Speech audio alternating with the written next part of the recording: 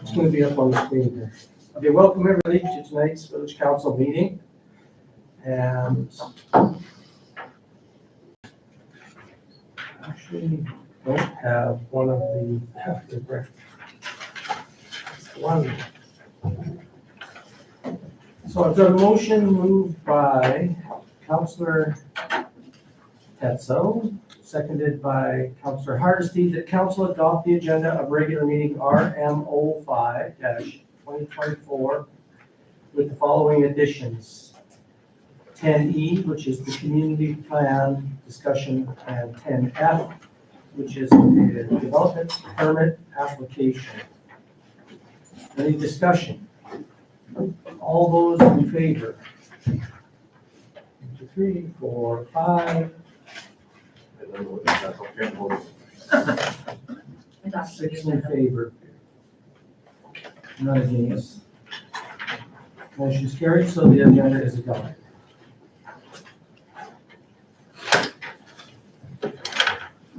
That's for the legal. Okay. And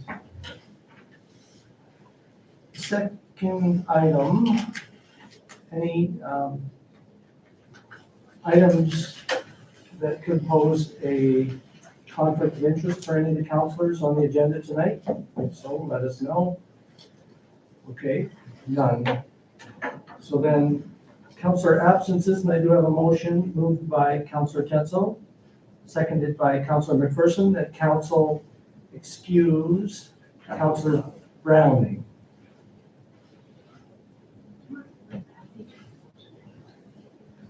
And we don't know about Councilor Bellefontaine. I never heard. Nobody got a message? Okay, so we can only put Councilor Browning. She did notify us by email that she wouldn't be able to attend. So that's the motion. Any discussion? All right, show of hands, all those in favor? 6 in favor, none against, motion's carried.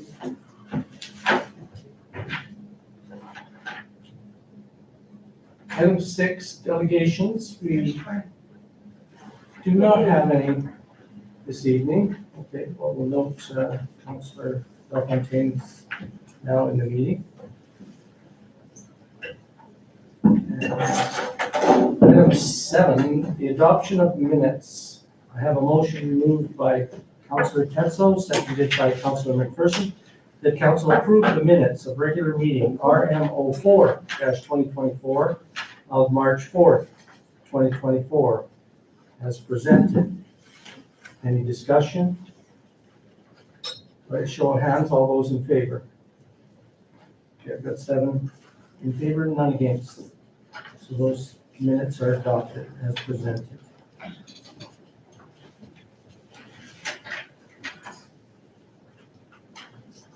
Under reports, mayor report, I don't have a report to give tonight.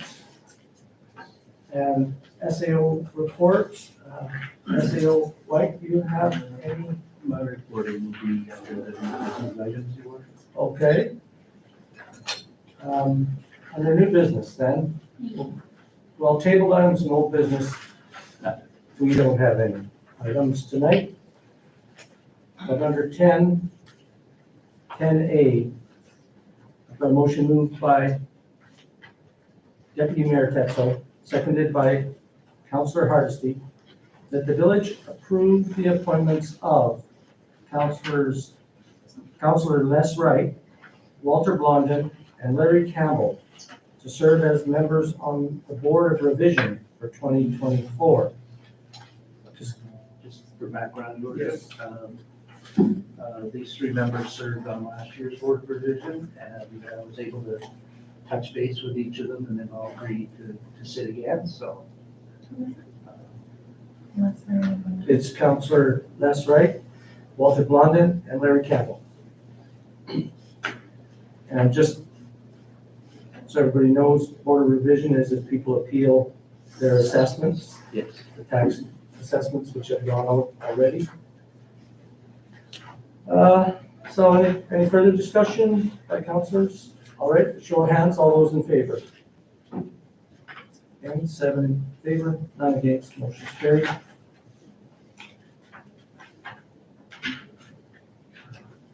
10B, first reading of our mill rates, tax rates for this year. Motion moved by Deputy Mayor Tetzel, seconded by Councillor Hardesty, that bylaw 2024-002, the 2024 mill rates be read a first time. Any discussion? Do you want to just review if there's been any changes? Background rates, mill rates are as they were in 2023. The education rate did go up last year, so that's reflected in these rates. And so barring anyone's assessment increasing over last year, their property tax bills will be the same as last year. Any further discussion? All right, show of hands, all those in favor? 7 in favor, none against. Motion carried.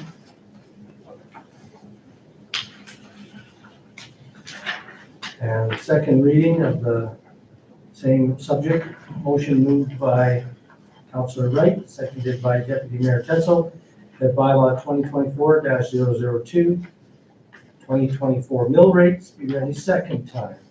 Again, discussion, questions? Yes, Councillor Hardesty. No, Is that a vote? Yeah, that's Okay. a vote. Any comments? All right, show of hands then.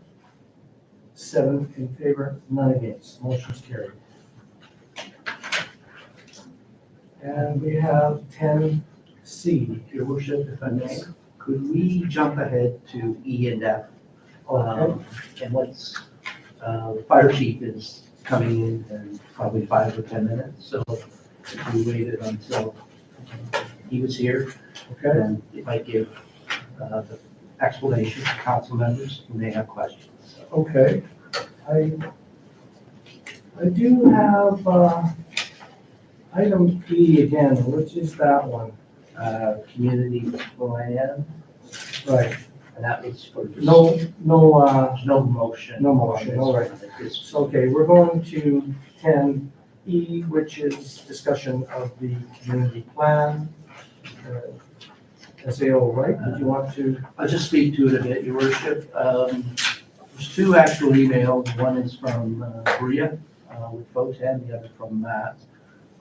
Bria's email is details Yeah, it's great. their understanding of the discussion from the public meeting, as well as where they can see going with the, I'll call them amendments to the draft based on what we heard from the community. And so her points are, her bullet points are quite clear. So we had a discussion last week. We gave them a bit of input on where the next draft should be. So they will take that and work on a new draft. The next part of it is Matt's comments back to us, and based on where some council, as far as public meetings and attending and things of that nature, what they would see as, I guess, a proposal to council to complete their consultant's work based on what they believe the council's wishes are. Yes. Councillor Tetzel. So in the report, they're suggesting there's a budget shortfall of about $9,500. Well, no, this would be new money. Yes, right? Yeah. The budget shortfall. For extra work. For extra work there. Yeah, If we pass the component. Yeah. So, yes. Yes. And SAO White, I know we did talk about a possible local company being used. And I guess that would be part of council's buy-in on this, is to engage with that local person and a consultant to sort of, I don't know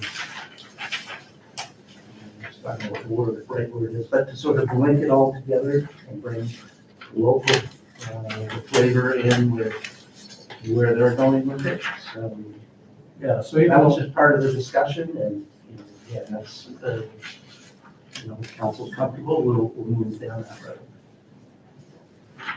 yeah, because we haven't really talked to anybody about that other than our own consultants here, but they would be open to that idea. Council thought that might help to engage with the public more, get better It might be, feedback as we go to the next draft. I mean, they've got really an outline here showing what the main areas they think that need to be changed. But even so, I think the people that showed up at this meeting, the meeting we had, should be talked to more, and there has to be some more one-on-one, face-to-face engagement there to really ensure that people understand what's, coming around, and what, we gotta understand what they were really saying too, right? Can't take everything off just a 1 hour meeting. Councillor Hardesty. I got a comment and question, or I guess two questions. Did anybody, as I wasn't able to attend that meeting, I was traveling, but did anybody from our side take minutes from that meeting? And is every concern that was addressed accurately represented in this little synopsis from Bria? Right? it captures the, I'll call it the general unhappiness, I guess, with what the draft had, Mhm. and the discussion and the comments that came from the public are captured in their recommended edits or amendments to the All of them? Pretty well. Okay. Well, the only I'm thing- not sure, it's a general Yeah, question. the only thing is, with respect to the flood, loosening of restrictions, I'll call it, somewhere in the draft document or the bylaw or the community plan, that if a person is going to undertake to do that kind of a development in the low-lying areas, and they do the engineered drawings and everything, and they meet those thresholds, we still want a waiver of liability signed off by them, so that the village has no liability if they grant that development, because, things can happen, and we don't want to be liable. And then my second question is, understanding that this process has gone on for many years, and, I mean, obviously, there was a need for further community, consultation or more meetings to happen. Was this an oversight on behalf of the contractor that maybe should have been done a little bit more thoroughly during their actual consultation process? And is an oversight the result of this extra $10,000 that they're asking us for? I can't answer that question for you directly. Because I just feel like if part of their contract was to do, an effective community consultation, and that wasn't done, I don't know how we articulate that, but then I don't think that there's very many legs for them to stand on in terms of asking for an additional 10 grand to complete this consultation that's very clearly needed. But I think the contract, the agreement, they held to their agreement, which was approved by the council of the day. Because I think we had said there would be 2 face-to-face, there would be, the other engagements through email and having people submit concerns, things like that.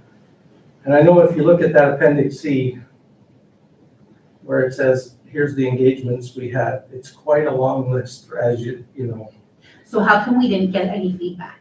Like, was it us not advertising, and was it them not They did get notifying? feedback. Like, well, we just got a lot of feedback recently, but I like, did get feedback were you on the council at the time? No, but I was at the meeting and one of the persons that had some issue it was clearly articulated from the consultants that they had spent 3 hours. Okay, but that's one person, I'm talking like in But community in here's an general. example of that they did do their consultation. Yeah. Can I speak? Okay, let Councillor Hardesty finish her. Well, I'm just her seeing like, thoughts there. there was definitely some individuals that had concerns, I know that. But we're seeing in this letter that this new proposal, that they're gonna have an additional 5 focus meeting with different members of the community, an additional 4 2-hour meetings with LKFN and the Métis. So like, did this all come from thin air, or is this stuff that could have been done in the past? Like, I'm just not sure why all of this stuff has all of a sudden risen, when if everyone was engaged as they were supposed to be, I'm assuming through the contract, then how come these concerns are just kind of coming to light now? Yeah, unknown as to how that happened. I think it's, now we are asking them to do that, definitely. It is over and above the contract that was originally signed.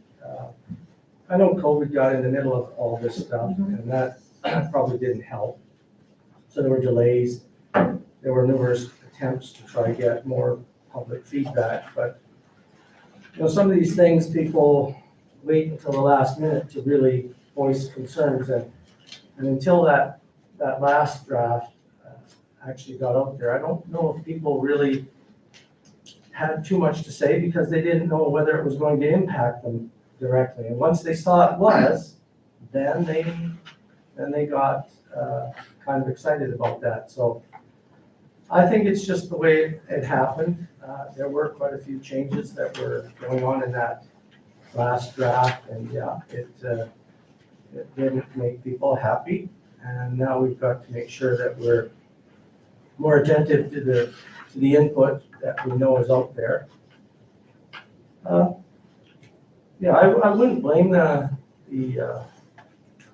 anything or anyone exactly. I think it's just the way it turned out. Definitely, there's been lots of engagement. I see the territorial government will sometimes update their Wildlife Act, for example, something you would think that would affect a lot of First Nations people and Indigenous people in this area. And they may or may not even have one public meeting in Fort Simpson as part of changing some major legislation like that. And they'll ask for submissions, and then they'll just make a change. Yeah, well, that's also an enforcement Simple act. as- And that's called consultation by Yeah, territorial government. totally, but this is a community plan that's supposed to be Yeah. built, for a community, for residents, for a plan moving forward that everyone can work off of. This isn't a piece of legislation that is giving officers power or rights to enforce. Like, this is a document that we are supposed to be building our community off of. And so the people that should be most involved are the community, and like LKFN and the Métis Nation, like, absolutely. But like, arrange and attend a tri-council meeting. When's the last time a tri-council meeting even happened? To have that on, like, are they gonna arrange for that? No, they don't. Well, it's on their thing. I think Yeah, that's, we would have to do that. Yeah. Yeah. Do we even have a tri-council at this time? Like, I don't know, I just think that there's I don't know what the start of this process was, because like I said, it happened before my time, but it seems that there's some bumps in the road, and hopefully they can get ironed out before this is passed. But I don't know I'm not blaming anybody, whether it's publicizing meetings, accurately accounting minutes for the meetings, or providing feedback, or people just not showing up, but there's been some gaps, and that's clear. Hopefully we can get past that. Great, thank you, Councillor Hardesty. I'll turn it over to Councillor Tetzel. so in this document from Matt, it looks like they're talking about engaging or re-engage Chuck Light and Company. That They was would be like the one, conduit to pull the I actually local. suggested that. Oh, there you go. Yeah. That would be the person who pulls together the groups. Yeah, One of the comments that we heard at the last meeting is the need for a facilitator Yeah, oh, definitely. at a public meeting. And I don't know, maybe Mr. White might work that role to the benefit of all. But we just want to basically get one of the new folks have buy-in to all of this to go forward. We don't know when these meetings will take place at this point. But we, we want to open that engagement again, and the consultants do, and it's important that,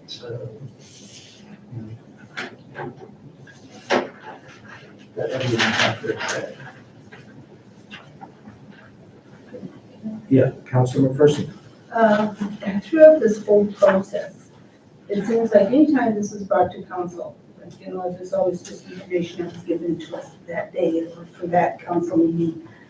And whenever there was any consultation or discussion, it seems like it wasn't the entire council that was reviewing any of this information. It just seemed to be administration and the mayor at some points. And, just a comment that the mayor made, that he brought up the fact that Light could come in and help, And when something like that's put on paper with a contractor, then, we're not privy, we did not discuss it, we didn't, so. Like those kinds of things, like it should be at least brought to the table here, so we know exactly what's going on, what's being talked about with the contractors.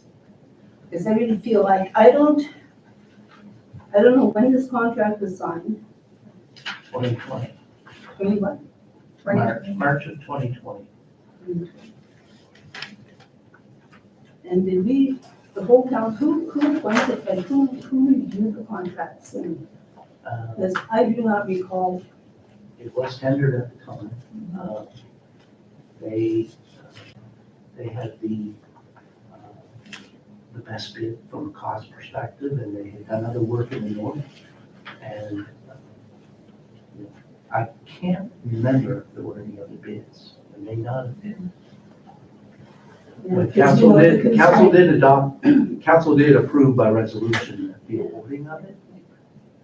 Did we get a copy of it? yeah, because I just don't recall what was this, but the question is the $9,500. And they say they have $13,000 left in the contract, which is gonna be extended. We have invoicing for the last 2 months.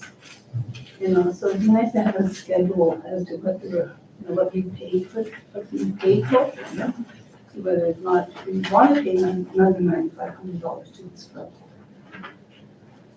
Fair enough, I get a copy of the contract with the outline of payments, how those things were to be. Yeah, because it Yeah. seems like, I don't think we're getting our bang for the buck. But, I've dealt with planners in the past, and it's just, and it's, it could be the distance thing, or, there's lots of factors. So I'd rather just give us a clear picture of It what became very, very disjointed because of Yeah. COVID. Yeah, COVID disjointed Had it. COVID not happened, this whole But process COVID would have was happened. From 2022, we're at 2024 now. So in the past 2 years, Yeah. So that's all I have, like, it just seems like it's. Yeah. Like, Okay, thank you, Councilor McPherson, for that, and Councilor Hassan. Sorry, let him go first. Okay, Councilor Hassan. Thank you. You just mentioned, I don't know, you guys just mentioned that there is a short of $9,000, and we mentioned that another company, a local company, is going to get involved. So before we even approve that one, do we know that this company, the local company, is not going to work for us for free?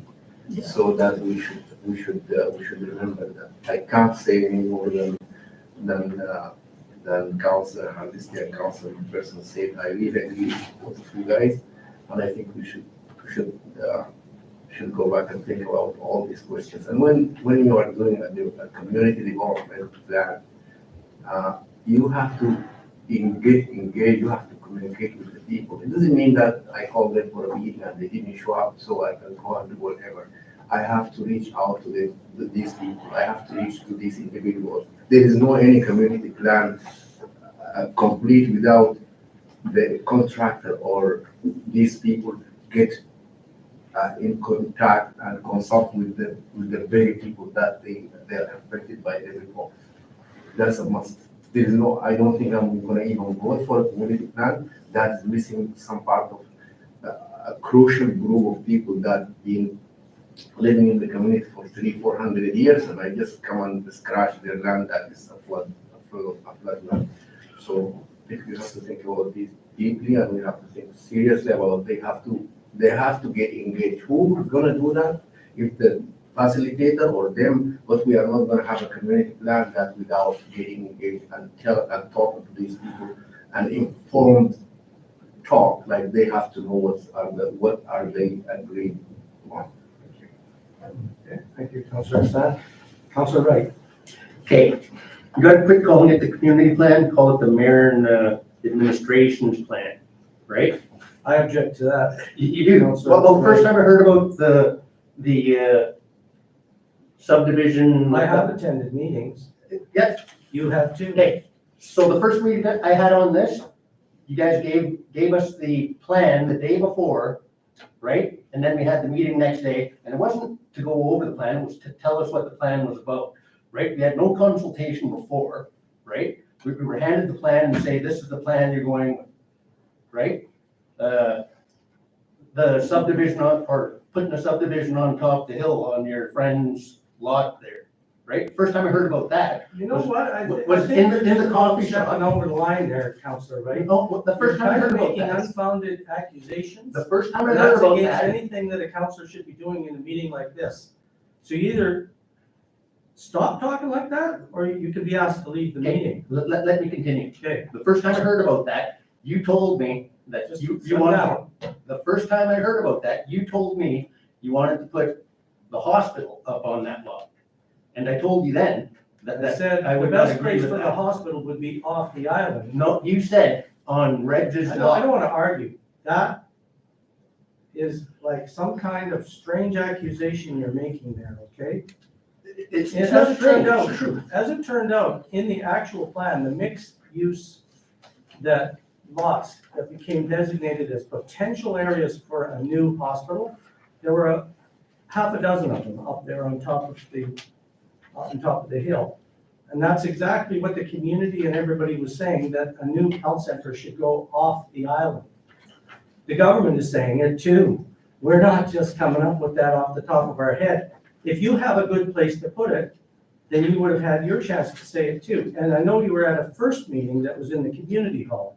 That's going back 4 years. So it's kind of ridiculous for it to say you weren't involved at many meetings. I've seen you, I've argued with you at many meetings. Now, let's get real. Let's go look at Appendix C and how many of those meetings you actually attended, right? We'll continue arguing till the community gets to Till it's make the plan. what? Okay, so I'm the committee head of the guy that's supposed to be in charge of the plan, and we have never had a meeting. What committee is that? Community Development Committee. Yeah, Well, usually, we just ask all counselors to show up at any meeting that we've had with the consultants. We've had them here, we've had them in the community hall, we've asked everybody. for and input. like I said, we were handed the We've done plan the day surveys, before the meeting, surveys, Right. publicly dispersing the full, we were given 70 pages plus, well, it's a long document. right? The day before the meeting. Unfortunately, it's a long document. And, So don't you think you would have gave us that like a week before, 2 weeks before? but how long has it been since you got that now? And, at this point, you can certainly speak to it. I've been speaking to it every chance we got, Yeah. right? And you can see that the community that was never involved in the community plan would like to be involved, right? With the turnout we had last time, and that's just probably half the people, because I know a lot of people who didn't show up because, for other reasons. Well, I think that's the crux of what we're talking about here in a sense, because now, for whatever reason, the community did not engage. We may not have had all the tools to properly engage. I think it was brought up at the time that, we knew this was an out-of-town consulting firm, it wasn't local in that sense, but they'd had a lot of experience. So would they engage properly or enough, right, face to face? We thought 2 public meetings would be enough.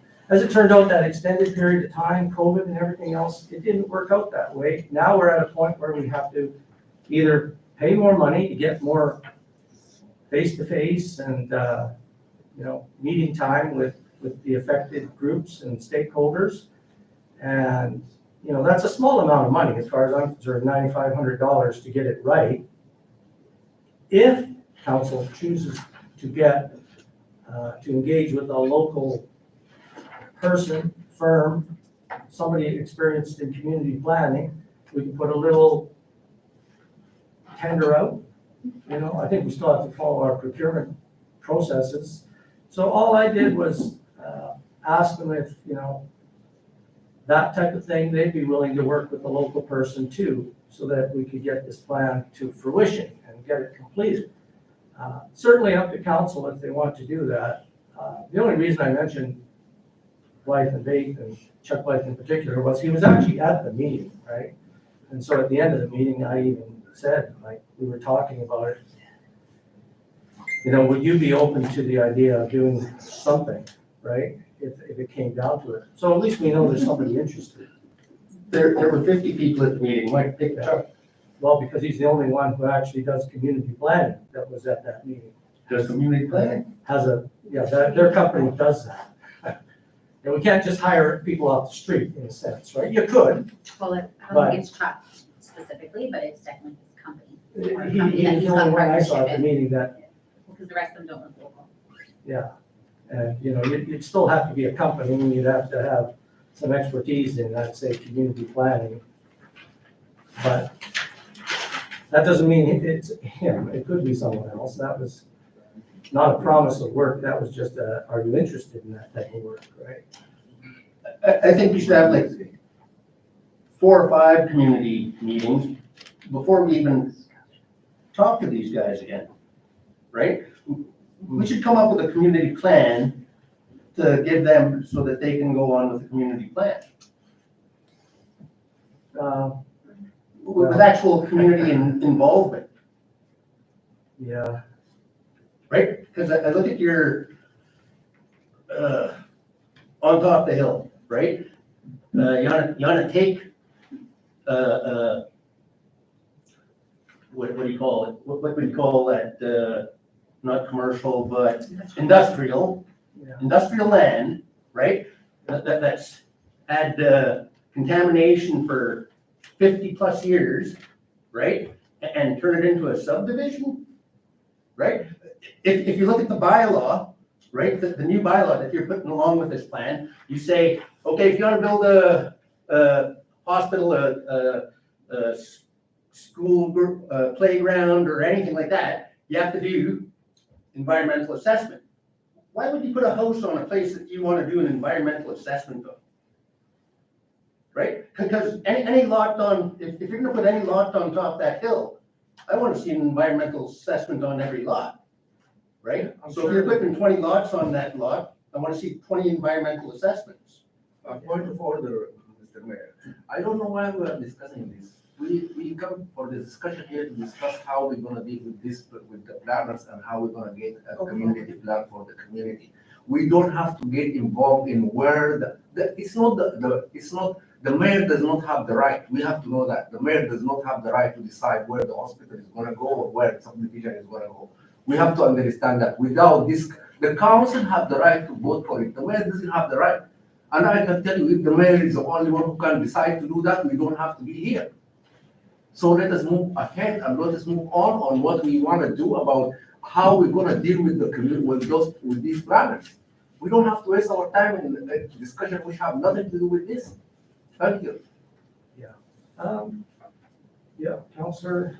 I agree with your comments. I think we had this document in front of us. The meeting the other night was a couple weeks ago, was chaotic. It was aggressive. There were some really good ideas coming from the community, and that's what we want to have.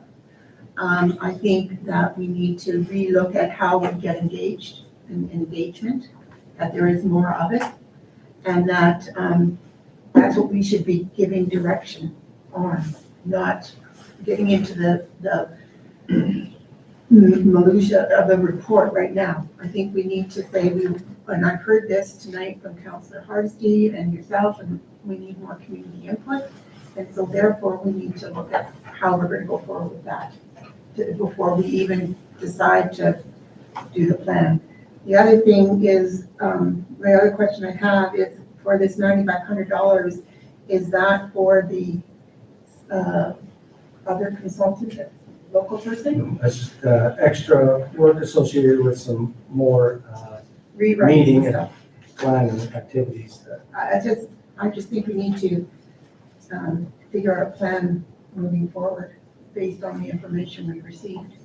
And I took notes from the meeting on the, whatever day before, 4th or 5th.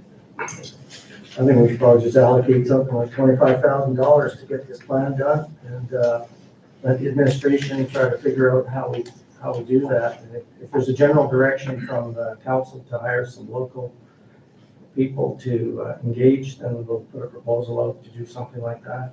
Yep, Councilor I'd Tetzel. still like a copy as suggested by Councillor Hardesty of the contract and the appendices. That was I'd like to Councilor see- Person, yeah. And Yeah, I'd really like to see that because it helps me shape, are these guys meeting their target as identified in the scope or the terms of reference of that contract. So that would be helpful because I don't have the background. Neither does Councillor Hardesty, she wasn't there. And I just think, I will say from my perspective, when I read the upfront of this from Bria, a lot of the points that came forward at the community meeting were addressed here. And I was thankful to see that because I thought they did hear us. And, yeah, but we need more input, that's for sure. So that's my recommendation. Right, yeah, like, if I may. Councilor McPherson. Yeah, because, yes, it's a hot topic, like, and this is our community plan that we're gonna live in for the next, how many years, 20 years? You know, and from LKFM's perspective, yes, we weren't involved, but, you know, the community plan is not their expertise. So, you know, their idea is, okay, we know we administer lands for our members, and That's right. you know, and so whenever, you know, industrial or residential zoning or R1, R2 is changed, then, you know, like it confuses the whole layout of what the First Nations want to do. Like I know down the road that we want to start getting into more lands, so for ownership and such, but, so like, you know, when the consultants, I don't even, like, I have no idea who they are or anything, I've never seen them, other than briefly on a video that one day. But I think, you know, before we commit to any funds or anything, we should get some. Alfred Leger, EPR, Tucson, GA 53.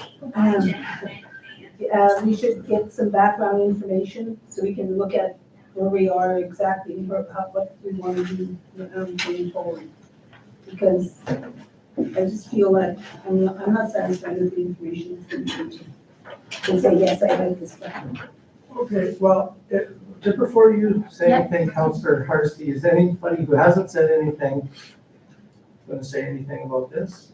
Any comments? Because then I'll let Councilor Hardesty. Okay, Councilor Bellefontaine? I do have a comment more on the fact that we are a council, we should be working together. I don't love the accusatory sort of language going on. And I think we gotta remember too, what we're talking about is, we should not be saying your plan, you want to put something here, you want to do this, because everybody had some involvement in this. And I could pick any individual in the room and say, you want to do this, because it's in the plan. But I don't think we should be individualizing it. I think we need to remember, everybody here has had involvement. So those kinds of things, I think, tend to be more inflammatory. And I'd really like to see us focus on working together. Okay, let me do Councilor Hardesty first, and then I'll say. No, I just had one comment, just to go back to that point, you said you'd like to allocate 25 grand and let the administration come up with a plan. I just want it very loud and clear that I don't support that. I think that we're in a position that we're in because like what Troy said, not everyone has been involved. And I think that we do need to make sure that everyone, including the community, is involved. So I just wanted to go to say that I don't support the 25K being allocated for the administration to finalize the plan. And Councilor Tetzel. Since we do have a community development committee, I would suggest to the council that they lead this push. That they come back with a plan at next council meeting as to where we need to go and how we're gonna do it, based on the information we've received. That's what I would suggest, and then they're involved. Right, and I don't know what do anybody else we, thinks. do we but I know think- who's on your committee? Or has it changed? Put you on the spot. Actually, I'd like to change it. Would you like to be on it? Not necessarily, It was like that. It's a really good one. I have the committees written down in my Yeah, other she's got it file. written down. Could I say though, one thing is that we'll look at that. Let's bring it up here at our next committee of the whole. We'll have a little further discussion, maybe set that up the way Councillor Tetzel's talking about, where we just, as a council of the whole, we perhaps just task certain things to the committee to come back with more information or come up with a step-by-step plan or something that we can move ahead with this. And, because there's not too much we're gonna gain just by going around the big table here and probably looking back in the past, because, probably many things that were missed or overlooked that at this point we can't really undo, we can't change, but we can fix it going forward, so. Councillor Tetzel. I really feel that if this council, sets up committees to do specific tasks and work, that they should be utilized to do that. And they're only coming forward with a recommendation, they're not coming up with a firm decision. Right. And then council will then have a better way to debate that. Otherwise, we're just going here, there, and everywhere, and we're not moving forward on anything. No. So I firmly, if we're going to have committees for whatever, then we should be utilizing them. Yeah. And council, I think, would get better benefit out of what's going on in the whole if they had those committees working.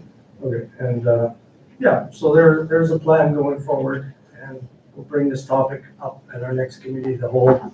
I'd like, just to interrupt with that then, could you bring the contract and the appendix, could we have that All to prior that to that? meeting, yeah. No, prior to that meeting. Okay. Yeah.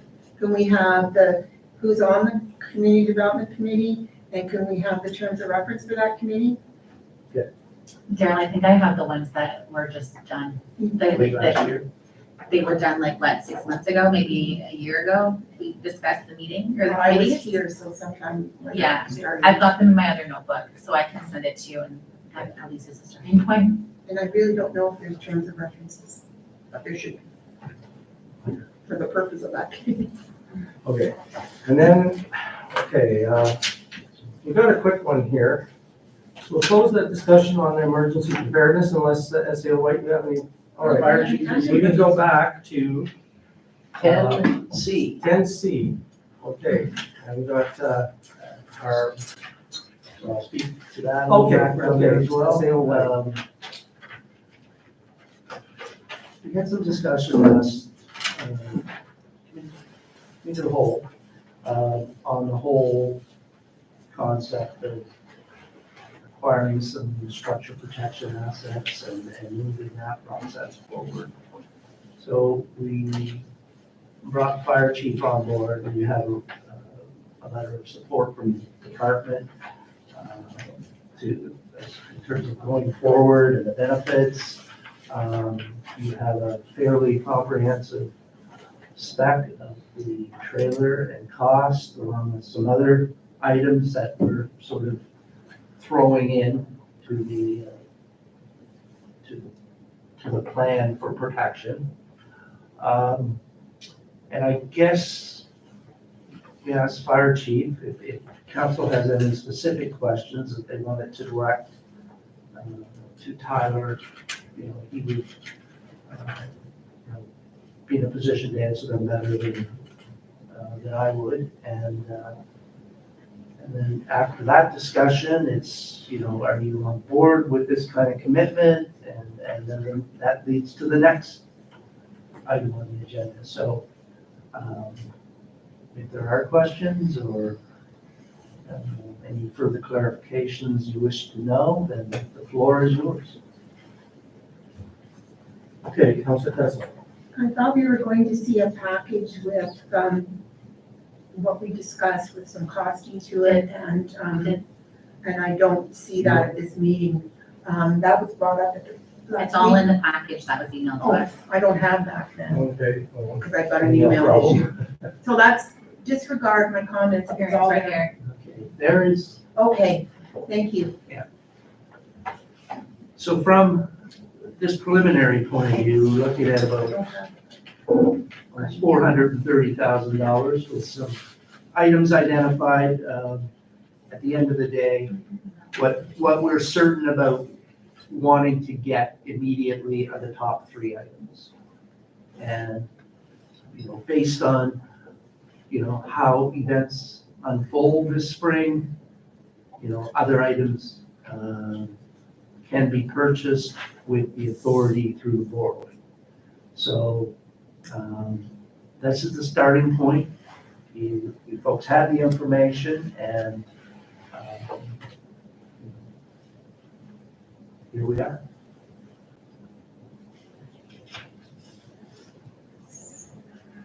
Yes.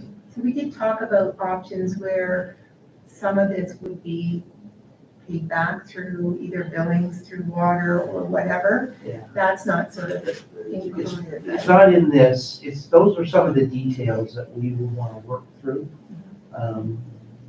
For our needs right now is to see where council is with acquiring them, moving the financing bylaw forward, and then we can work the details as we get closer to the season as far as, if we're gonna throw water up in there in whatever fashion, if there's any kind of rebating we wanna do, either for water or for some of these assets. Those are the details that we'll get to, and we'll deal with those, and Yes. you guys will be aware of what we're Operationally, doing. yes. Yep. Operationally. Yes. But I guess the other question I had was, we did talk about resources to do underbrushing and things like that, like people, we were going to look at doing that, whether it's the fire crew if they're not busy or whoever. But that's a cost too. So I don't see that included. I think that was gonna be like a budget reallocation for the trail maintenance crew to go into something else just within our own Yeah, we budget. talked of that. Okay, but that should show some, we have to reallocate. Councilor Wright? I don't agree with any of this. We already said we would scrap that 75,000 that we're gonna do for the water survey, water plan up on top of the hill study, right? To pay for everything below the first one, right? We had said 75,000. I think we were talking about not this many, but some of those, Yeah. right? $75,000 worth. That 230, we're not firefighters, right? The territorial government pays people to be firefighters, right? Forest firefighters. That's not our So maybe mandate. maybe this would be a time for maybe Tyler to talk about the rationale in terms of what Yeah, they see as a benefit. I read his thing there, right? And it's a great letter, but we're still not firefighters. We're not forest firefighters. Forest Well, firefighters. we are firefighters. We do Forest fight fires. firefighters. Yeah. Did you ever have it? I did. Okay, Councilor I was Hardison. just gonna say, like, I think that this is all being done in an assumption that the forest firefighters, the territorial government, may not have the capacity or the equipment required to protect some assets that maybe the village feels are should be prioritized and the territorial government maybe does not. And so I think that I would invite Tyler to come up and give a bit of a rationale as to why he feels that they're important. And I saw in the report too, the way of like, doing their own prescribed burns in advance or like, burning the fields and having the equipment to ensure that these don't go sideways or being able to train with this equipment. Because the reality is, if that fire comes and 90% of our population is getting the heck out of here, we're gonna be looking to those guys to save some of the homes, because they're not gonna be a priority of the territorial government. Yeah. So, anyway, I will leave it to Rita Tyler if you will. Where do I stand? Tyler, just come a little closer, right? Sit down. You don't have to stand up. Do I kneel or? Do you wanna stay here? This. You can sit right Yeah, here. actually, if you want, just come here, because then actually people would see you of, You know what, I didn't. No, people.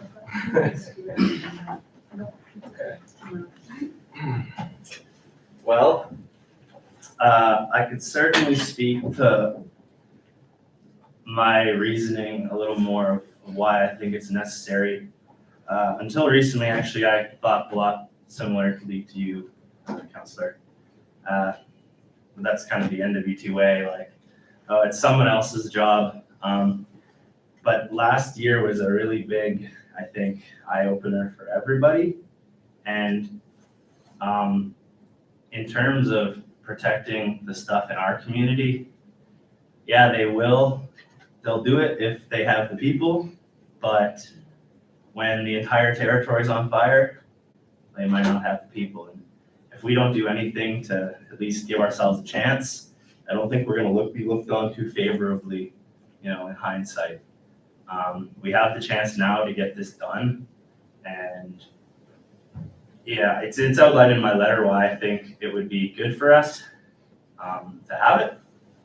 And the thing that really changed my mind was talking to these experts over the last year or so, people who went through things in Hay River, Yellowknife, their fire chiefs, all that stuff. And they highly recommended these trailers.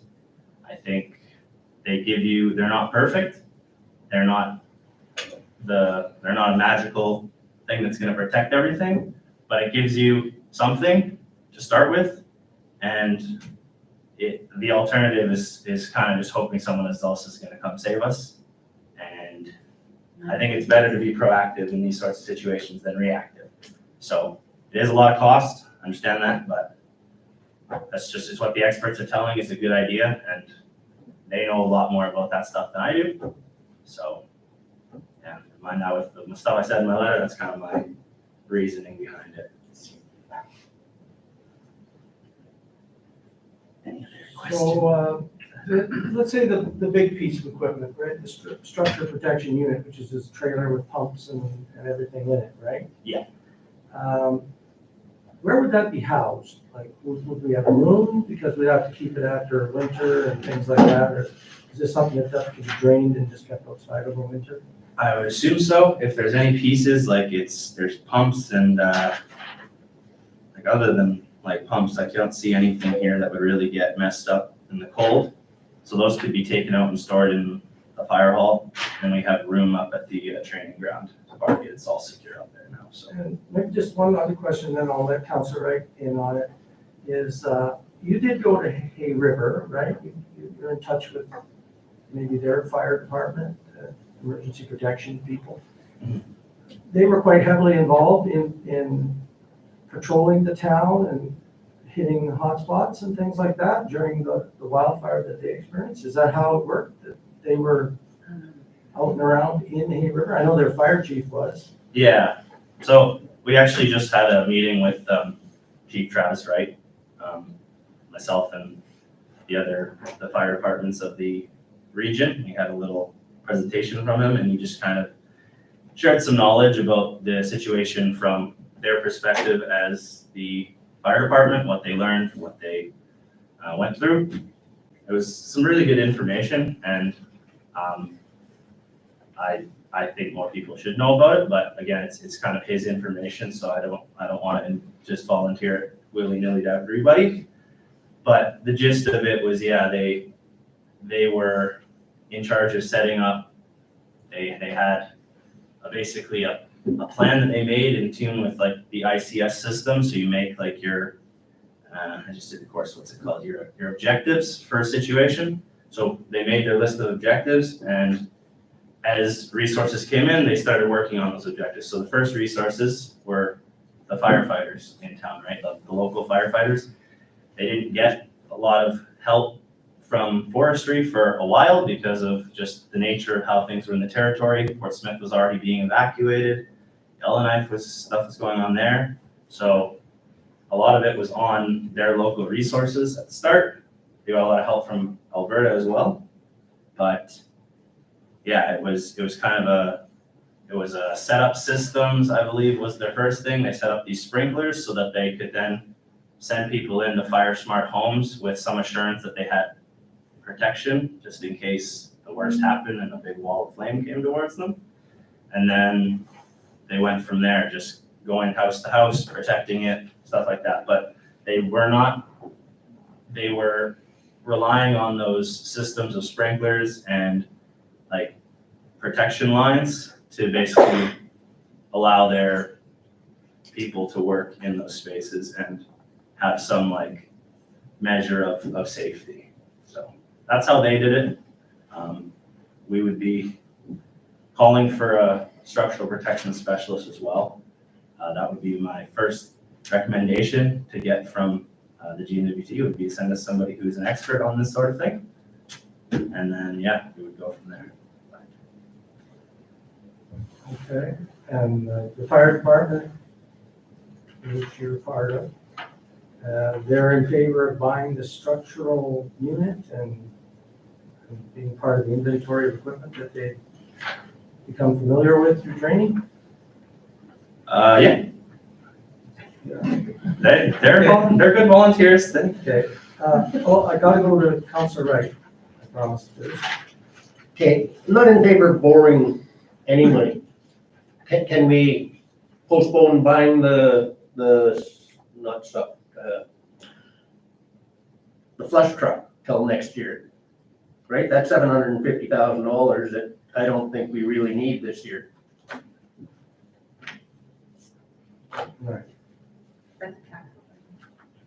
As is Ruby as well. Yeah. Yeah, I know that. Why are you against borrowing? Because we have to pay it back. No. Either way, we're paying it. The cost of interest. Not even cost of interest. Because we're gonna have to pay it back. If we don't have to borrow, it means maybe next year we don't have to raise the taxes, because I can see the water contract going up like considerably. The garbage contract, I think that comes up next year also, right? Going up considerably, right? These are all pre-COVID prices. Prices have gone crazy since COVID, right?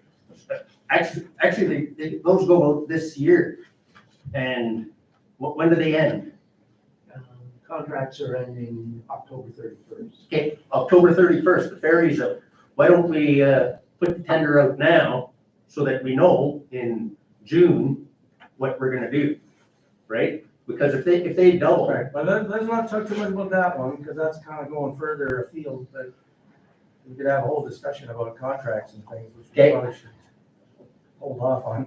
But but the 750, like, we really don't need a new flush truck right now, right? then that's kind of so it's not about borrowing, it's about whether we need a flush truck or not. No, it's about procuring this material, right, with the budget we have. Fair enough. Okay, Councillor Hassan. Thank you, that's very nice. We are not firefighters, we are not experts, and thank you for your presentation, and you said you guys need this. You know, I want to remind you guys, when we had the floods, Marca replaced some homes. Do you know these blue boxes or these boxes that being brought by Marca, that's $400,000 box. So we should find a way to get this equipment with whatever, how, I don't know. I remember last time we talked that the mayor should communicate with the MP McLeod in regards to releasing the money. We have money instead of us going by swimming pools. And why don't we direct the mayor to communicate with the MP McLeod that we need this money? Are they gonna fire the council if we bought this piece of equipment to save our community? No, let them fire us. That at least we save the community. So just go ahead, buy it, and we fight. The mayor go and talk to the MP McLeod and try to find a way to get that money to cover this? Well, just, if I can just respond to that, I don't think at this point it's going to be, there's enough time to really make some kind of case to get the federal government to change the whole funding arrangements that were worked out through NWT, Association of Communities. And you know what? We do need to do the brushing too. That's gonna take a lot more than 1 million. That's gonna take 10 million over the course of the next 10 years. So we have the money for that. I mean, it's just gonna look like we can't, you know, if it's important to protect our community, then we should be willing to spend some of our own money and use the other monies for what they were designated for. It's gonna take too long to get these changes done, I think. And I'm not going to the minister or to the MP to say we wanna buy swimming pools in Fort Simpson. I'm sorry. If that's the list, no. If we're buying pieces of professional equipment that's gonna be used by our fire department, maybe. But to reallocate some of the $1 million that's supposed to be used for fire guarding. Why don't we just concentrate on getting, like, it's already been asked. Like, you know, you wanna do 10 different things with $1 million, there's a problem. People want to use equipment instead of do it by hand, right? It came in as, that's how it is. 95% of the work's gotta be done by hand, am I right? That's currently the way the funding agreement reads, yes. Yep, that's currently the way it is, right? If you think that the federal government's gonna change it for us, only 1 of 31 communities, they'll change it for us and go through all the bureaucracy of the federal government in time to actually buy the equipment, I think you're mistaken, right? Don't count on that. If that's what you're gonna hold off on, don't do it. Yeah, Councillor. You know how I feel about that though? You have an MP that's there for you to deal with, and that's, you need to at least let it know. You didn't get it through at the municipalities meetings 2 weeks ago in Hay River. And we have a responsibility to the community if we have an access to another level that can help us through, not telling them we're buying pools, but we have an issue with how that current $1 million is supposed to be expended. That's the issue. It's not what we're gonna do, that's the issue. So I don't see why there's a problem, at least text or emailing the MP that there's an issue here. And I'm sure if you talk to other communities, they might have an issue as well. But our issue is that funding package doesn't match our needs today. That's the issue. Can I, do we have a motion written up for this? No. There's no motion, it's just information? I think there should be a motion that we agree to buy this piece of equipment. Yeah. Okay, hold on a second. Yeah, but let me read the motion, because I think Councillor McPherson's right. This whole discussion is supposed to be centered around a motion here. So it's moved by Councillor Wright, seconded by Deputy Mayor Tetzel, that council approve the staff report and recommendation with respect to the acquisition of the structure protection assets for use in wildfire events. So there you have it. Okay, discussion That's continues. exactly what you tell the MP. Councillor Hardesty. 2 things. First thing, last week we did ask you to go to the MP. And I think if you're not willing to do that, let us know now, because then we'll ask if maybe our deputy minister or deputy mayor is willing to go to the MP. Because somebody and the person that's the voice of our council needs to, at least like Kathy said, make a note. Second thing, Tyler, can you tell us on this list what you absolutely need? Do you need the 100 pools? Do you need, like, what on this list do you need? And you're laughing at the 100 pools, and it makes me think maybe we don't need to spend that $40,000. So can you tell us, maybe we can rewrite a motion to what you feel on this list is a priority?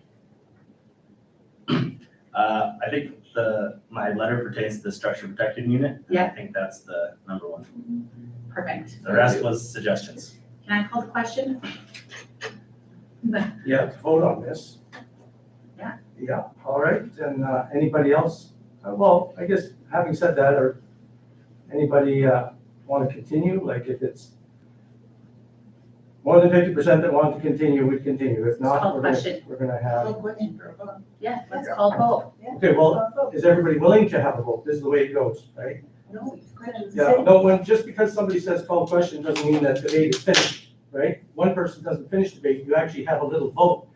And if the majority says we're gonna vote right now, then so she's asking for the question to be voted on, so are the majority here willing to vote on it right now? That's Yes.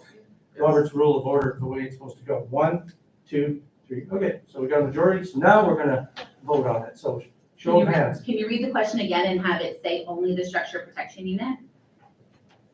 Okay.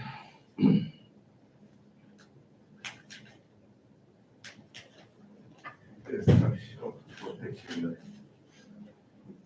It's okay. You can't go back any further, you will go through the wall. I feel like I'm in the wrong spot. No, you're not. Every home? Did we find out how many houses there are on the hill? $230,000. It's in my letter, but it's, Two that's days. a lot. It's a lot of homes. So I'm just deleting one thing and adding another line. So here's how it would read there.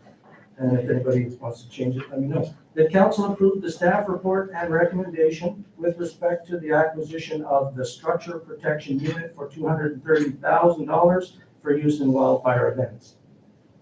So that's the I one feel like unit. we can pull out the with use in wildfire events. I feel like just purchase the equipment. Because it can be used for a lot more than just wildfire, right? Slip and slide. Yeah, well, that's the main thing, right? That's why you want it? Your worship, Okay, Yes. that's fine. could I ask council a question about the 200 protection kits and shut-off valves? Is that? These are the sprinkler units, right? Yes. And I just wonder if we want to go there.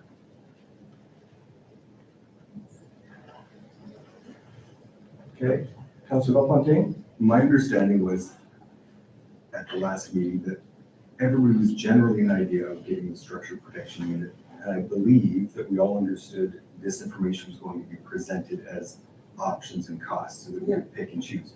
I don't think this is being presented as this is what we're getting. Because we were asking for it to be brought to us, right? So my concerns coming in would have been for the things like the shut-off valves and the hoses, the kits for the houses, the pools. My concern would be that maybe we put it out to the community asking like, if you're interested, let us know rather than buying all of these things. At this point, my main concern would be the structure protection unit. I liked the idea when I heard it of having the sprinklers for the roofs for people that might want them. I can see people wanting to take up on that. Maybe the pools as a source of water because a lot of people only have water tanks. But I think before spending that money, it would be nice to just put it out and ask people. I don't know how much time we have to do that, but 18 weeks turnaround. for the structure protection. Yeah. But for the other things, I think I wouldn't want to buy and have 100 pools sitting around, you know. But I think it was a good idea to bring up. I think it's something that's maybe an option for some people. No way. You know, I've got a small water tank. I don't imagine it would run very long with, you know, with sprinklers going. But, yeah, I think some of the conversation makes it sound like this is being pushed on us and we have to buy all this stuff right now. But I thought it was more of a presentation of what was available and what the cost would be. And then we were just to discuss it tonight, pick what we wanted. And I think most of us agree that structural protection. I would be okay with the pumps and sprinklers as well, I think. The wildfire kits don't have the pumps. They are only sprinklers, mounts, and hoses. So you need the pump and then the water source, which is why there's that combination in there.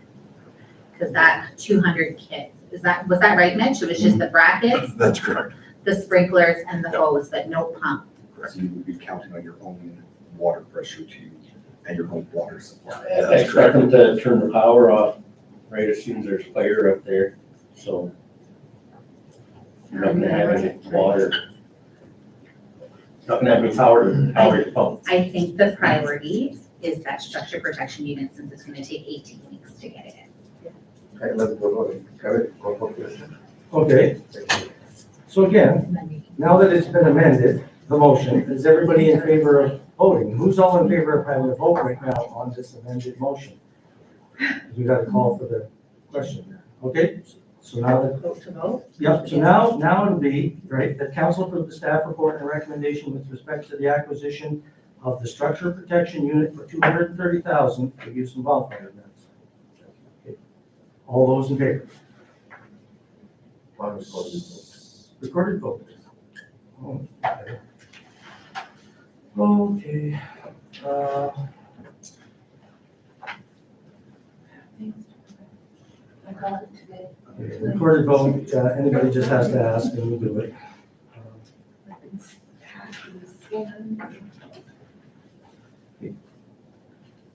Since I don't have the form here, I'll just write names in. Counselor McPherson, are you in favor of the motion? Yes. Okay. Counselor Wright? No. Okay, no. Deputy Mayor Tenzel? Yes. Counselor Bellefontaine? Yes. Counselor Hardesty? Yes. I almost said, Sorry. Counselor Cindy Tenzel? Yes. And Counselor Hassan? I think though too, we should still look into those other cuts. We need to get the buy-in because if people, there has to be some sort of accountability on the residents as well. Because otherwise, who's gonna do anything with all that equipment? And I was just gonna say that and add to it that, if we were to invest in the other pieces on this list, we can't wait forever to do that because we're not the only community that's in a fire situation. It's all along the corridor. So, yeah. The white one. Maybe there's another option. It's the one that's fastest. Yeah. And maybe you could look at another option because it's correct, if the power's off up on the hill, we can't use the pump anyway. So what's the, do we give everybody a generator? Well, we have to share this information with residents to say. I think that's an important part of it. Yeah, Like, because whether they I want it. live up on the hill, and I like it scares the crap out of me that this fire season's coming in. Yeah. I'm thinking of going to Italy and let my house burn down. Same. Yeah. So, Do you think that we can add that to the agenda as like a general question that we ask at the meeting on April 4th? Sure. About options. Yeah, just to give people like an opportunity to know that this is something that's under consideration. I think that's good. Thank you, Tyler. Okay, so now we've got item 10B, which has to do with the borrowing bylaw. So I'll just read the motion. It's moved by Councilor Wright, seconded by Deputy Mayor Tetzel, that bylaw 2024-003, a temporary borrowing bylaw, be read a first time. And SAO White, do you want to just go over again, like why we may want to do that? Well, all we're asking the council tonight is to start the process of granting the authorization. So it doesn't commit us to a number, it commits us to moving it forward. Depending on the amount we end up asking for, it could require a vote and ministerial approval. And I guess leads me to another thought, given that we're only looking at 230. But do we have to front any money on this contract to do the brushing? Or is that all money sitting in our account that we can use right now? We do not have money sitting in any fund. So that alone would be enough reason, I think, to have working capital. I don't know what our In exact is. that respect, yeah, I mean, we'll know better what the amount is once the tenders. When do they close? Not this week, Or next May. Today's today's the 18th. Why am I thinking the 20th? Wednesday? Midterms. Whatever, I got down last week.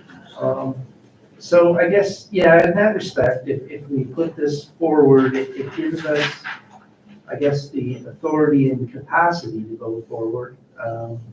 Again, once everything is known, we would only borrow what we actually need. Yeah. And what's the total amount that we are looking at borrowing? Well, It doesn't actually say it here. yeah, it would be 750,000.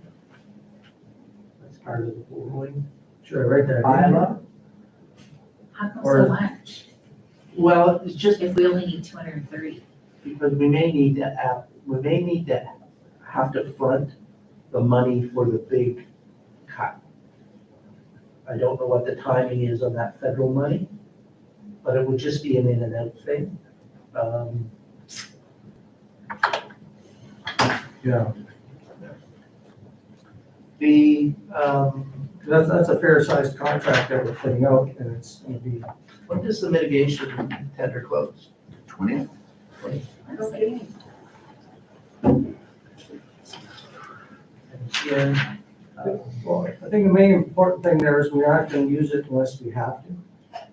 And that we're not gonna, we still have a Bylaw third reading as well. It's just as, You're giving the authority. sort of like a line of credit.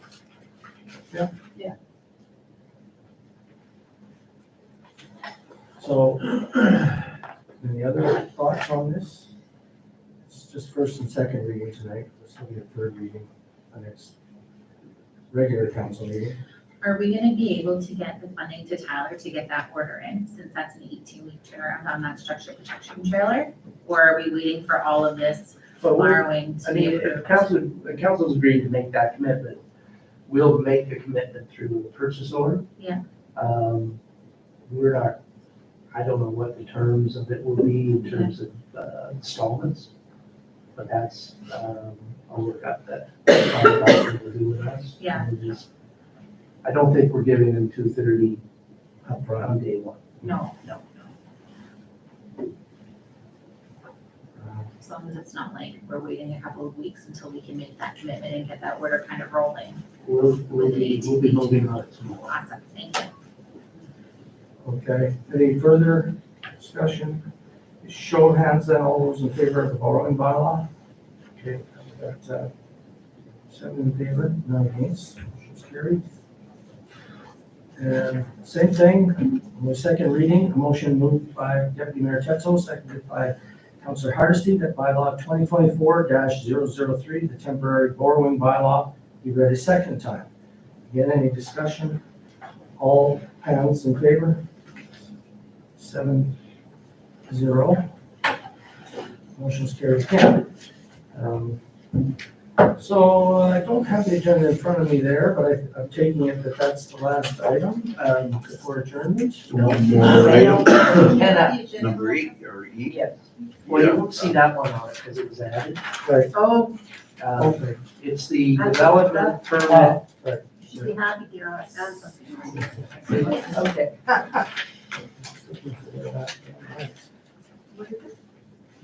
Yeah, oh, here it is, sorry, 10F, yeah. And I do actually need somebody to move it and second it so we can bring it to the. I'll move it. You can second. Sure. Mitch will be speaking to this. This one's pretty straightforward. Development permit application from Goose Flying Service. We have representation here, by the way, if necessary. What he's looking to do, you're all aware, last year he had that trailer on the riverbank. Yeah. So his clientele could get out of the bogs, the rain. He's currently pursuing a lease on that property until he gets that. He's looking at putting that trailer on the opposite side of the road. That's Ted Grant's property, right? So that's private title property. Having said that, it's unzoned over there, okay? And it's also flood-prone land. So because it's currently zoned urban reserve, uses for that type of zoning is interim uses such as market gardens, agricultural applications may be permitted at the discretion of council. He's requesting that he be able to put a holiday trailer there, an office trailer there. On wheels, ready to go in 2 seconds, hook up and run if it floods. Obviously, he doesn't want to lose it in the flood, but he wants to have permission to put it there. An agreement outlining conditions and duration of use will be required if council decides to allow this discretional use. I would suggest maybe a 3-year term. You know what I mean? Just off the top of my head, I don't see any problems. The development permit will still have to be issued, it'll still have to be posted for 14 days, with the neighbors having the right, or anybody else having the right to intervene during that period. Conditions we'd attach to it would be that it has to maintain on its wheels, hook on, tow it off type of thing, just for flood uses, no liquid fuel stored on site, if it did flood type of thing. Really basic. A 3-year term's fine. If you wanted to go for a 1-year term, it's fine. We can just renew it. But it is a discretionary use, so council has to approve it at this point. Yeah, there's just, Any thoughts? I just had a question. Sure. The zoning on the document that I'm looking at says industrial. Right, so when we let the general public fill out their own applications, they get to put whatever they want in. Oh. okay.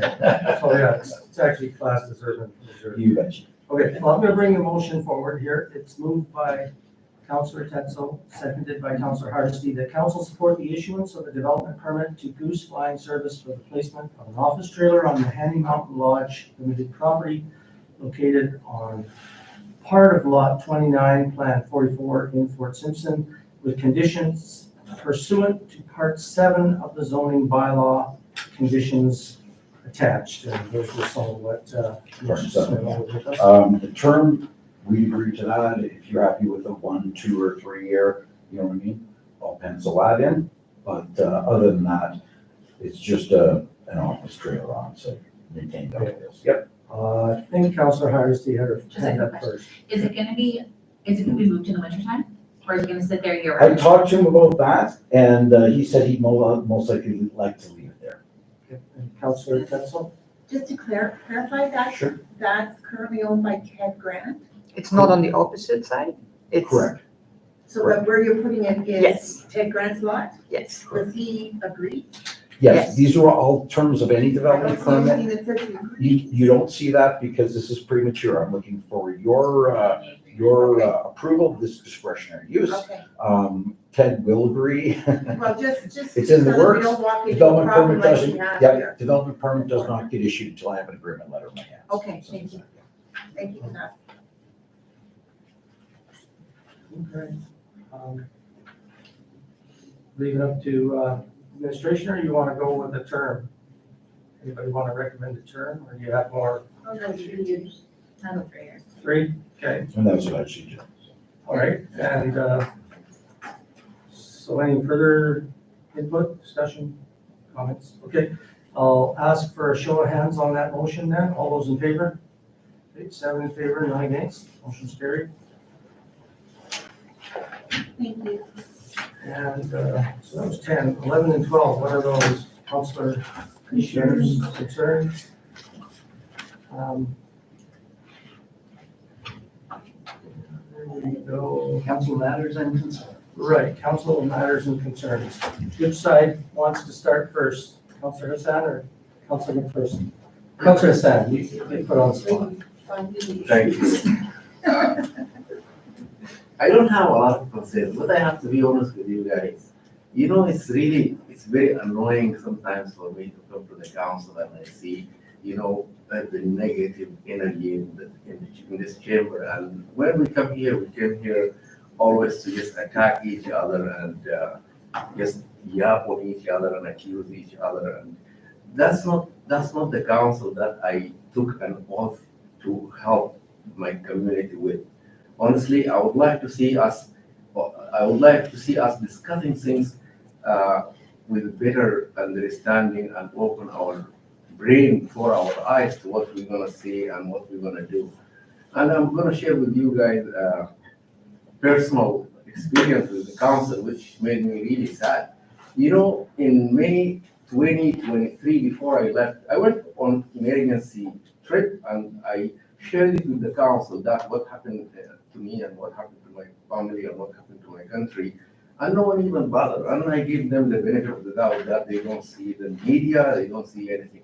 But it was really sad, and it was really sad when I followed most of the council minutes and videos or whatever online when I have the chance. And sometimes some of the reasons that I don't communicate with people through social media when I was away, I had to get smuggled to go to my home country where there is a war, and I have to be like away from the social media so I don't notify anyone. People don't know where I am, and so I could not be attacked or my family being attacked.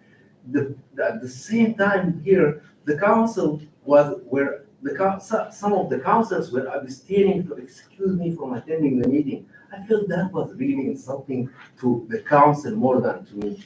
And I felt that I'm not even, are these the people whom I work with to serve this community? No, I don't think so. And so many things. I forgive everyone for what they did. I give them the benefit of the doubt, but I want us to be positive when we come here. We come here happy and ask each other, how are you doing? I know your kids, I know your grandkids. Like there is a social part of our life which we are missing here. We come here aggressive and angry at each other. We just want you to open your mouth so I can jump on you, so I can accuse you. And this is really sad. And that's the only thing which I want to share with you guys. And I'm really sorry to be part of this negative group. So many times I want to resign, but why should I resign when I took an oath to help the community members? Whoever voted for me or whoever didn't vote for me, I am here. I took an oath to help this community, and I'm going to be standing here until the last day. I'm not going to quit. But I just want you guys to think of before you say anything, before I accuse you, before I accuse anybody. Just let us work with each other and we have only a few months to go. So let us have it fun months and try to help the people and thereafter that, if anyone doesn't want to go for re-election, they can do whatever they want. Thank you. Well, just a little bit further to that. I mean, we've got to remember that we're all volunteers here. And no one's getting paid to do anything. I think when we all got together and we cooked that breakfast, I thought we were doing good there, thanks to all the counselors that were there. And I know some were there in spirit, but we always usually do gather together for that. And it's kind of a good event. So we got to work more like that for sure. I always say, you get further in life with good manners than brains. And it's true. Like how we treat each other really goes a lot further than you can have the best ideas, but if you can't be well-mannered, it just falls on deaf ears, right? So, I agree with what Councillor Hassan said. We're at a time where some important things are going to happen, and we can't really afford to waste our time undermining each other's positions or whatever. Like, I think everybody comes to this room with the best intentions. Really, they do. But somehow, we do end up clashing. I acknowledge that. And so that's something we should work hard to not have happen. With the fire season coming on, with the community plan, are we going to get it done? Are we going to show the community we can actually work with the community and get this accomplished? These are things that probably people will remember this council by. And let's hope that we don't actually experience an emergency. This community's always stood up and been a safe haven for other communities as well. We're a leader in the region. We have to be leaders in our own right here in our community and be good role models for everyone. So thank you for that, Councillor Hassan. Can I add just a little thing if you don't mind? Sure. Can I add, guys, if you don't mind? Okay, I just have, this is a little addition to what I mentioned about, you reminded me the breakfast, the Beaver Tail Jamboree breakfast. I don't know, people might think that I'm in conflict when I'm mentioning this, but what's the wisdom behind the council and the mayor going and flipping the burgers there? While we have women here, they have businesses that they could cater. Why don't we, instead of we competing with these people, why don't we give it to some of the community women here who they host a feast? They could do that. Why are we getting involved in these things and the small things? Why are we taking what we could help some little businesses here in the community? I'm telling you this, I know I have a business which could do that, and I'm declaring that I will never do that. My business will never be on that, but I want the council and I want the council to think of how we're gonna help the community instead of just going flipping the burgers and giving it to people. Yeah, we could serve that, we could serve the people, but let someone do the job. Thank you. Okay, thank you, Councilor Hassan. Councilor Tetzel. Couple of things. Thank you for painting the interior of the gym. It's wonderful. Now I don't feel like I have to go wash my hands if I touch the walls. It's done all the way around. Good job for the rec department. The other thing I noticed coming down the hill is as you go around the corner, that big pool is almost level now to the road where it's frozen up past your property there. And I'm not sure who deals with that. If it's highways, they need to be on it because it's actually a little higher than the road. And if it thaws more, which is expected to do over the weekend, we might have some water flow going over. I have to say that, yes, I agree that businesses in the community could probably do something, but historically, since I've been around, I'm one of those old timers, not 100 years, but well into 40 odd years here, that it's always been the council that's done that breakfast. It's a way of showing the community that we're a part of the community and that we're giving back. And so that's why the women that could be cooking, which I was one of them for the feast, that's a lot of work. And I don't want to cook all my beaver tail doing that. But I think I was feeling good about what we did. I know I did get told the other day by a community person, well, I hear you were rationing. It was only at one point when we got busy that we had to ration. And then we came back and I delivered people's pancakes in the crowd. So, yeah, I think generally we're a good group of people. I do recommend to council though that if you have committees that are supposed to have a function, then use them. That brings them some accountability and responsibility. It's taken off the shoulders of one person and shared, and then we become part of it. So that's what I recommend. Thank you. Thank you. Councilor Tetzel, Councilor Hardesty. No concern. Okay, Councilor, thank you. Councilor Bellefontaine. I guess just council code of conduct, comments under people's breath or, certain things that are said that are not appropriate. I think we need to do better. I think we're on video, people see us all the time, community members see this.